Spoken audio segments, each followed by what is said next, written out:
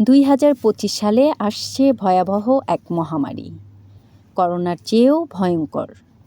গ্রহাণুর সাথে সংঘর্ষে এমনকি ধ্বংস হয়ে যেতে পারে পৃথিবী।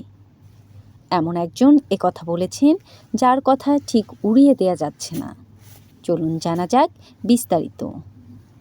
ফরাসি দার্শনিক নস্ট্রাডামাস প্রায় 450 বছর আগে যা বলে গিয়েছিলেন তার বহু কিছুই মিলে যায় বলা যায়।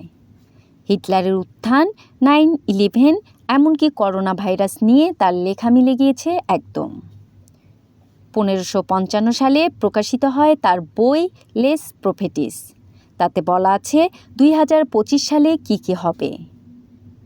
নস্ট্রাডামাস লিখেছেন 2015 সালে প্লেগের মতো ভয়াবহ রোগ আসবে, হতে পারে গ্রহাণুর সঙ্গে পৃথিবীর সংঘর্ষ, অথবা প্রায় সংঘর্ষের পরিস্থিতি তৈরি হবে।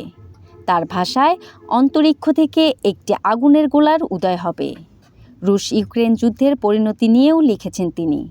অস্ত্রশস্ত্র ও অর্থের অভাবেই শেষ পর্যন্ত নাকি এ যুদ্ধ থেমে যাবে। তবে দুঃসংবাদ রয়েছে আরও। নস্ট্রাডামাস ভবিষ্যৎবাণী করেছেন আগামী বছরে যুদ্ধে অবতীর্ণ হবে ফ্রান্স ও তুরস্ক। 2025 সালে প্রবল অগ্নি উৎপাত ও বন্যার কবলে পড়বে ব্রাজিল। এসব সত্যি যেন না হয়। প্রীতিলতা, তরঙ্গ টিভি।